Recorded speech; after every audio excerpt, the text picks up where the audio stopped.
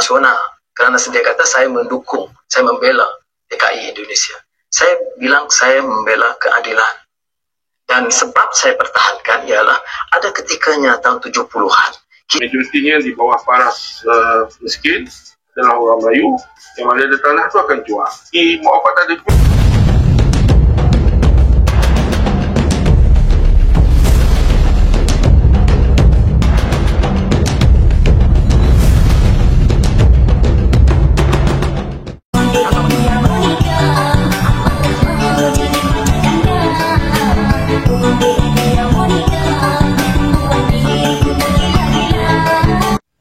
Assalamualaikum warahmatullahi wabarakatuh. Selamat datang di Hairul Vlog Channel, vlognya pemersatu warga negara Indonesia yang ada di Malaysia, warga Singapura, warga Malaysia, warga Brunei Darussalam, dan juga warga Indonesia yang ada di seluruh dunia lainnya. Dan juga tak terlupa juga saya menyapa teman-teman tenaga TKI yang ada di seluruh dunia. Ada TKI Malaysia, TKI Brunei Darussalam, TKI Singapura, TKI Korea, TKI Jepang, TKI Korea, TKI Jeddah, TKI Mekah, TKI Polandia, TKI Ukraina, dan juga TKI seluruh dunia lainnya. Gimana kabar kalian hari ini? Semoga dalam keadaan sehat walafiat, dan yang lagi sakit semoga sakitnya diangkat oleh Allah Subhanahu wa taala, dijadikan sakitnya sebagai penghapus dosa, teman-teman ya. Ini mohon maaf ini karena agak jarang upload karena saya sibuk di channel yang satunya gitu ya, karena ya seperti itu namanya dunia konten kreator, teman-teman. Pasti teman-teman tahu sendiri ya bahwa seorang konten kreator tidak hanya mencari uang ataupun mencari ide itu dari satu channel. Jadi banyak teman-teman ya kadang-kadang dia berganti nama. Dan ini sudah lama saya nggak upload, sebenarnya ini video lama, tapi saya reaction kembali lah biar teman-teman itu tahu seperti apa kehidupan di Kuala Lumpur. Bang, rumahnya di plester dulu bang, kok rumahnya jelek sekali. Kan sudah saya bilang saya tinggal di mes ataupun di asrama tempat saya kerja ya teman-teman. Manchester United. Wow, bang, abang Manchester United? Enggak. Kok enggak? Ya, karena dari saya nggak ngefans sama Manchester United, saya ngefansnya sama Liverpool. Itu hanya tempat tidur saja, itu dikasih tetangga gitu ya teman-teman.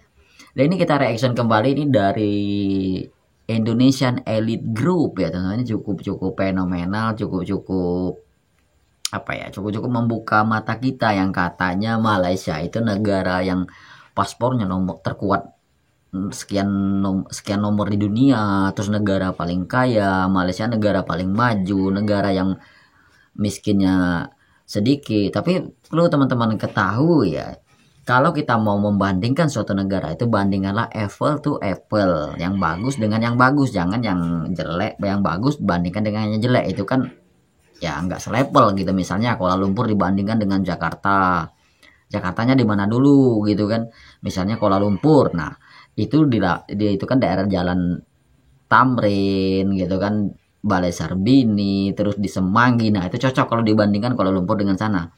Apalagi kalau daerah-daerah Jakarta, kan saya sudah lama juga tinggal di Jakarta, jadi saya tahu juga seluk-beluk di Jakarta, Kuala Lumpur ya, sudah bandingkan di kota ini memang beda ya teman-teman.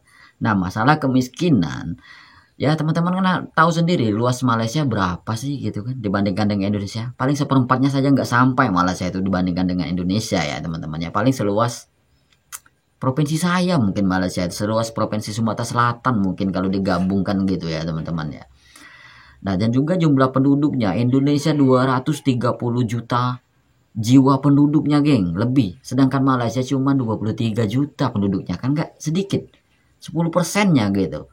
Ya anggaplah 23 juta ini yang miskinnya mungkin 10%, berarti 230 ribu jiwa lah gitu ya teman-teman yang miskin gitu ya. Nah kalau Indonesia 235 ribu jiwa, 235 juta jiwa. Wah, dibandingkan gimana enggak? Kalau 10% aja sudah 23 juta jiwa gitu yang miskin kan. Berarti satu Malaysia itu bisa ketutupan semua gitu ya teman-teman ya. Kan beda aja tuh. Nah masalah infrastruktur juga ya kita bahas. Kan sudah saya bilang tadi, luas jalan di Malaysia itu emang berapa sih luas negara Malaysia itu dibandingkan Indonesia? Wajar kalau jalan kita itu banyak, ada yang belum dibagusin, ada yang dananya belum tersalurkan gitu ya. Jadi kita harap malam ini kita ambil dari Indonesian Elite Group. Oke teman-teman, kita coba reaction videonya, check it out. Nah, ini kita ambil dari Indonesia Elite Group ya, teman-teman ya. Ini Indonesia Elite Group yang judul videonya itu Malaysia tidak pernah berterima kasih, malah sering ejek Indonesia. Nah, dan juga sih saya rasa sih ini ada apa ya? Ya memang seperti itu kenyataannya, karena kadang ada juga timbal balik yang seperti itu ya, teman-teman ya.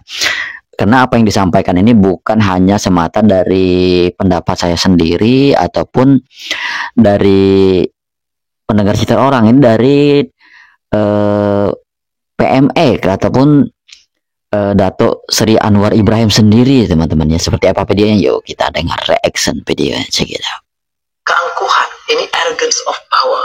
Saya bilang secara terbuka, dan Pak Najib, Wakil Perdana Menteri, menuduh saya anti nasional. Karena dia kata saya mendukung, saya membela TKI Indonesia. Saya bilang saya membela keadilan. Dan sebab saya pertahankan ialah ada ketikanya tahun 70-an, kita merayu, mengemis, meminta pertolongan Indonesia. Guru, dosen, guru matematik dan sains, pekerja-pekerja mahir, itu puluh ribu. Orang Malaysia sering merendahkan bangsa Indonesia. Orang Indonesia dikatakan miskin, IQ rendah, pembekal asisten rumah tangga, dan sebagainya. Anehnya, kebanyakan yang mengeluarkan statement tersebut adalah dari kalangan tipe M. Tidak perlu diperlihatkan, karena sudah terlalu banyak di internet. Mereka kebanyakannya menganggap diri mereka superior, dikarenakan merasa negaranya lebih kaya berdasarkan pendapatan per kapita. Padahal orang Indonesia juga tahu, kalau yang kaya di sana bukan dari kalangan tipe M. Dan orang Indonesia yang bekerja di sana juga kebanyakannya bukan bekerja pada perusahaan milik tipe M, melainkan perusahaan-perusahaan yang dimiliki oleh orang bukan pribumi di sana. Akibat kebanyakan melihat orang Indonesia dari kalangan TKI saja, menganggap bangsa Indonesia miskin. Mereka sengaja melupakan orang Indonesia di kalangan menengah dan atas, yang tidak kalah dengan tipe M di sana. Bahkan jauh lebih kaya dari yang mereka bayangkan. Sementara di tanah sendiri, faktanya orang tipe M yang katanya ber-IQ tinggi padahal digendong oleh orang-orang dari kaum Cina, terus dikalahkan dan digerus oleh pendatang. Lalu, orang-orang inikah yang pantas menyebut bangsa Indonesia miskin dan ber-IQ rendah? Saya tanya saja, sejak 65 tahun kita merdeka, Raja-Raja kita Melayu, Perdana Menteri Melayu, Perlembagaan Jaga Melayu, Hak Bumi Putera pun untuk Melayu, majoriti Menteri Kabinet Melayu, Singapura ditendang keluar demi Melayu, majoriti penduduk orang Melayu, majoriti penduduk orang Islam, tetapi Melayu yang paling miskin, Melayu paling terkebelakang, Melayu paling mundur. Kenapa? Adakah orang Melayu memang tak boleh memerintah? Adakah orang Melayu terlalu lemah sehinggakan Bumi Putera pun tak mampu ubah nasib mereka? Oh, atau salah kaum minoriti, salah kaum Cina, boleh bagi pencerahan tak? Sebab saya tak faham kenapa kita paling miskin di negara kita. Bantu saya. Benarkah warga Malaysia itu lebih kaya dan warga Indonesia? Kan di sana pembantunya aja TKI dari Indonesia. Setiap rumah hampir punya mobil, jadi orang punya mobil itu lumrah di Malaysia. Benarkah warga Malaysia lebih kaya dari Indonesia? Yuk kita cek fakta dan data. Dari data ini, utang rumah tangga terhadap PDB di Malaysia itu adalah 68%. Sedangkan utang rumah tangga Indonesia terhadap PDB itu hanya 16%. Dan PDB Indonesia itu 1 miliar lebih US dollar. Sedangkan Malaysia 400 juta US dollar, sekitaran segitu. Itu artinya apa? Benar warga Malaysia itu punya pembantu. Benar warga Malaysia itu punya mobil. Tapi pertanyaannya, itu cash apa hasil hutang? Atau hasil pinjol? Kalau dibilang Indonesia tertinggal sedikit benar, tapi kalau 30 tahun ini terlalu berlebihan. Kenapa? Karena cuma satu hal yang bikin Indonesia tuh beda dari Malaysia sama Singapura, infrastrukturnya. Udah itu aja. Kalau kualitas kepintaran, terus perekonomian, wah itu sih nggak kalah ya. GDP terbesar di ASEAN. ASEAN. Nomor 1 tuh sekarang Indonesia.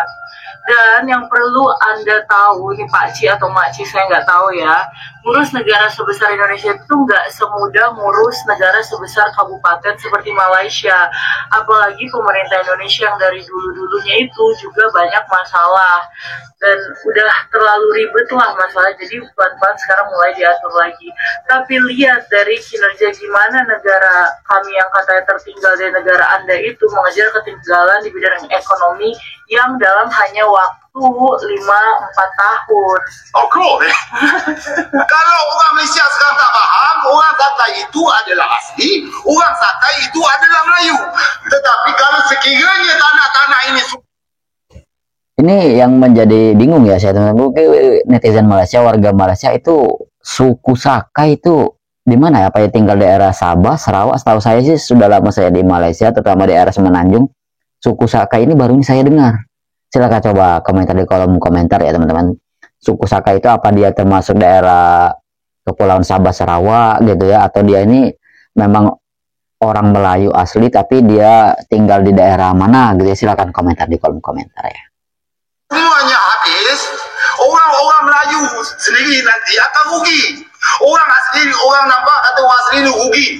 Biarlah, tak apa, dipinggirkan orang asli ni. Tetapi mereka telah meminggirkan orang Melayu sendiri. Anak-anak muda sekarang harus faham. Kalau orang Melayu sekarang ini meminggirkan orang asli, bermakna dia telah meminggirkan bangsa dia sendiri, asal dia sendiri. Orang duduk KL kawasan mana? Yang kat tengah-tengah bandar tu ke, ataupun yang kat belah-belah kampung tu? Cuba fikir sekejap. Adakah kita benar-benar menikmati kehebatan Kuala Lumpur? Berapa ramai daripada kita yang boleh sewa kondo-kondo yang ada dekat sekitar KLCC tu? Tak boleh sewa kat situ sebab mahal. Pernah tak dengar Mak Saleh kata sewa kat tengah-tengah KL ni mahal, ataupun kehidupan di Kuala Lumpur ni mahal? Kalau tak pernah, itu bermaksud yang KL ni hanya untuk mereka, bukan untuk kita. Seronok pergi KLCC kan? Buat apa? Pergi ke taman KLCC tu je. Korang ada nampak kedai-kedai orang kita dalam KLCC tu? Banyak ke? Bangunan-bangunan pencakar langit tu semua. Ada ke syarikat-syarikat tempatan kita dalam bangunan tu? Banyak ke? Maaflah, kalau tak keterlaluan saya nak kata yang Kuala Lumpur ni kota orang asing, kota golongan ekspatriat, bukan kota kita. KL adalah syurga Mat Saleh dan neraka untuk penduduk tempatan. Banyak pemimpin kita ni bina sesuatu yang tak sesuai untuk penduduk tempatan, lebih sesuai kepada orang luar pula. Dia bina semua ni sebab nak merangsang ekonomi, bawa orang luar masuk dalam negara kita boleh menjana pendapatan. Tapi kenapa hidup kita macam ni saja, susah saja, tak ada perubahan pun? Tak salah diorang jugalah, sebab kita yang uji mereka kan. Ini saatnya kita orang miskin, golongan bawahan, kita ubah sendiri negara ini. Dekat sinilah kita kena ambil contoh apa yang berlaku di Palestin supaya tidak berlaku di negara kita. Soal jual tanah tu memang dah makin teruk dah kat negara kita ni. Pantang sikit jual, pantang sikit jual. Dan memang keadaan ekonomi negara ni merupakan umat Islam terutamanya, dan memang majoritinya di bawah paras miskin adalah orang Melayu. Yang mana ada tanah tu akan jual. Mak bapak tak ada duit, terpaksa lah jual tanah. Satu persatu tanah. Yang ada 2-3 ekar jual sekar, lepas tu jual sekar lagi. Untuk membaiki pendidikan anak keluar negara, mungkin hantar ke Mesir pun jual tanah, jual ternakan. So, tanah kita diambil oleh orang asing, oleh kaum pendatang. Syed Hasan berkata, apa yang lebih menyedihkan, kaum pribumi di Malaysia lebih mudah memberikan hak dan tanah mereka kepada kaum pendatang. Katanya, situasi itu lebih meruncing berbanding sejarah panjang kaum Palestin yang berjuang bermati-matian mempertahankan tanah mereka di Gaza. Tapi kalau kita lihat negara kita pendatang tak perlu berbunuh-bunuhan dengan orang asal di sini, dengan orang penduduk asal di kawasan rantau ini. Tak payah bertembak, berperang apa semua.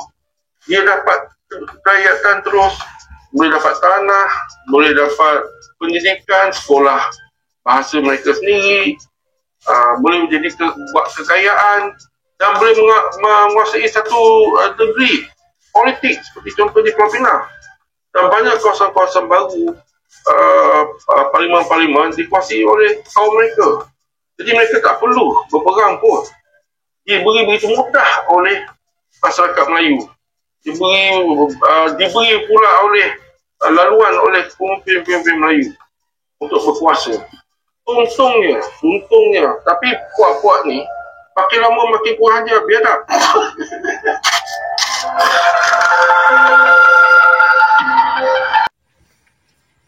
Gimana menurut teman-teman? Ya kalau komentar ya silakan komentar di kolom komentar. Dan juga katanya kalau warga Malaysia itu kaya-kaya, terus warga Malaysia itu maju-maju, ya silakan komentar di kolom komentar. Kirimkan super tank gitu, ada logo dolarnya, nanti biar komentar Sultan Malaysia ini kita up ke atas, kita angkat biar dibaca oleh netizen Indonesia, netizen Malaysia, netizen Singapura, dan juga netizen seluruh dunia lainnya gitu ya. Ya nggak apa-apa mau pakai bahasa rojak ya, bahasa campur-campur ya nggak apa-apa lah, bahasa Malaysia Inggris atau bahasa Inggris, bahasa Melayu, bahasa Indonesia, ya nggak apa-apa, silakan komentar di kolom komentar dengan versi kalian ya, tapi yang sopan dan juga beradab. Oke lah, semoga video ini setidaknya membuka mata kita semua gitu, apa yang terjadi di Malaysia dan juga di sekitarnya ya teman-teman. Oke lah, itu saja, tidak banyak yang saya sampaikan, sedikit pesan dari saya. Terus sebarkan kebaikan dimanapun kalian berada, jaga kesehatannya, jaga sholatnya, karena walaupun apapun pekerjaan kita, apapun kegiatan kita, hendaknya kita dibarengi dengan ibadah kita ya teman-teman ya. Oke lah, itulah sedikit pesan dari saya. Terus apa bang? Jangan lupa di like, share, dan juga subscribe ya. Wabillahi taufiq wal hidayah. Wassalamualaikum warahmatullahi wabarakatuh. Adios, sehat selalu. Wassalam. Cek